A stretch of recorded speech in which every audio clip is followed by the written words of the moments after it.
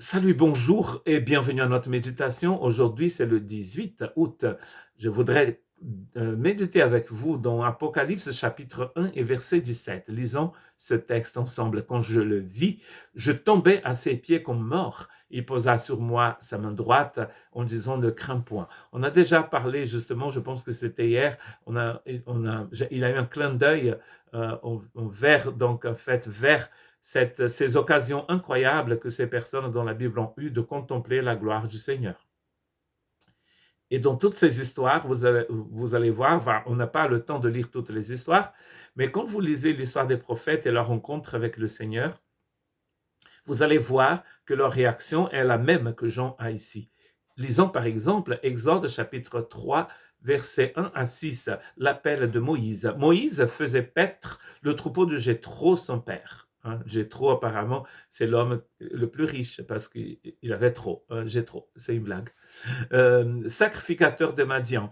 Et il mena le troupeau derrière le désert. Il vint à la montagne de Dieu à Horeb. L'ange de l'Éternel lui apparut dans une flamme de feu au milieu d'un buisson. Moïse regarda et voici le buisson était tout en feu et le buisson ne se consumait point. Moïse dit, je veux me détourner pour voir quelle est cette grande vision et pourquoi le buisson ne se consume pas.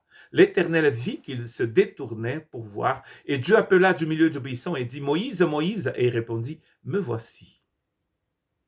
Dieu dit, ne t'approche pas d'ici, ôte tes souliers de tes pieds, car le lieu sur lequel tu tiens est une terre sainte.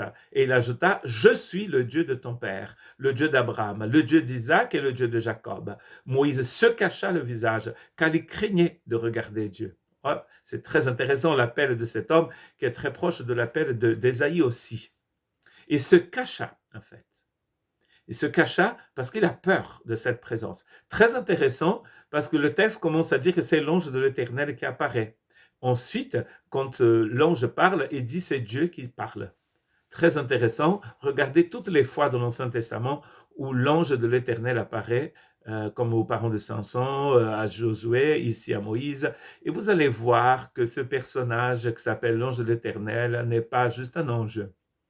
D'ailleurs, dans le livre de Juges, de Josué, quand Josué voit cette vision, il se prosterne devant l'ange. Et l'ange ne dit pas, oh, ne se prosterne pas, hein, comme c'est le fait dans l'Apocalypse où Jean va adorer un ange et l'ange dit non, non, non, ne m'adore pas. Il faut adorer que Dieu.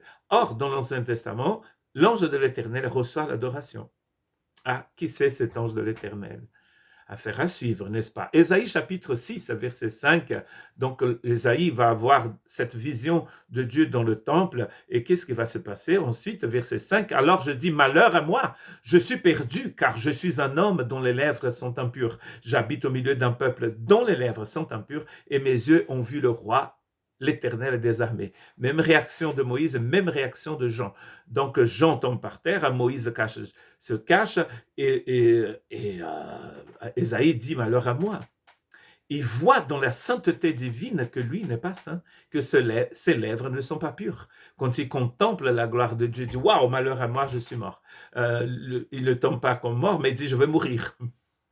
Daniel chapitre 10, versets 8 à 12, donc Daniel fait partie de déportés, donc il est en Perse maintenant, il a un travail important, il ne sait pas en fait ce qui va se passer, il prie, il jeûne, ça fait quelques jours qu'il ne mange plus, et il a une vision au bord d'un fleuve d'Irak. Je restais seul et je vis cette grande vision, les forces me manquèrent, mon visage changea de couleur et fut décomposé, et je perdis toute vigueur. J'entendis le son de ses paroles, et comme j'entendais le son de ses paroles, je tombais frappé d'étourdissement, la face contre terre. Et voici une main me toucha et secoua mes genoux et mes mains. Puis il me dit, Daniel, homme bien-aimé, sois attentif aux paroles que je vais te dire, et tiens-toi debout à ta place où tu es, car je suis maintenant envoyé vers toi. Lorsqu'ils m'ont ainsi parlé, je me tins debout et en tremblant toujours. Et il me dit, Daniel, ne crains rien, car dès le premier jour où tu as eu le cœur de comprendre et de t'humilier devant Dieu, tes paroles ont été entendues. Et c'est à cause de tes paroles que je viens. Il y a plein d'interrogations sur l'avenir du peuple. C'est l'économie divine qui est en jeu ici, entre guillemets, le plan divin, parce que le peuple duquel le Messie sortira est en déportation. Daniel a énormément de préoccupations.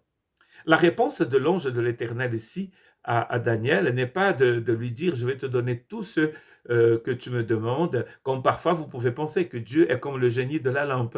Hein. Dans les contes des 1001 nuits, vous demandez quelque chose et le génie vous la donne, hein, au moins 3 choses. Dieu n'est pas le génie de la lampe. Dieu est un Dieu souverain et Dieu ne fait que sa volonté.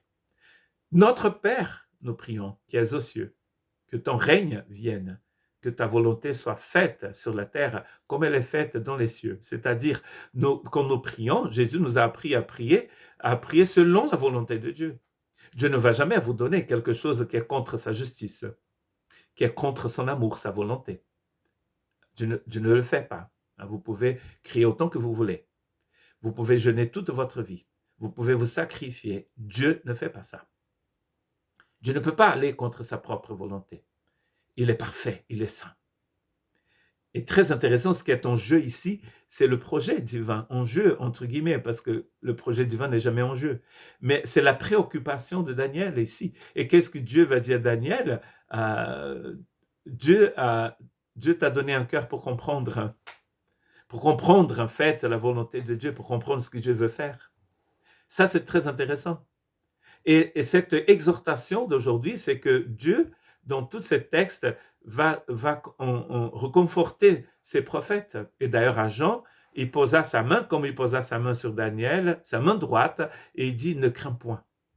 Et dans la suite, il dit, je suis le premier et le dernier. Donc, cela veut dire que du début à la fin, de A à Z, d'alpha à oméga, Dieu a le contrôle de toutes choses. Il n'a jamais perdu aucune bataille. Dieu ne perd pas de bataille. C'est nous qui perdons, mais pas Dieu. Dieu est souverain, il est le premier et le dernier, et il va agir selon sa volonté dans votre vie. Faites-lui confiance. Déposez vos soucis, a dit le Seigneur d'ailleurs. Laissez vos soucis au pied de la croix, laissez vos soucis avec le Christ.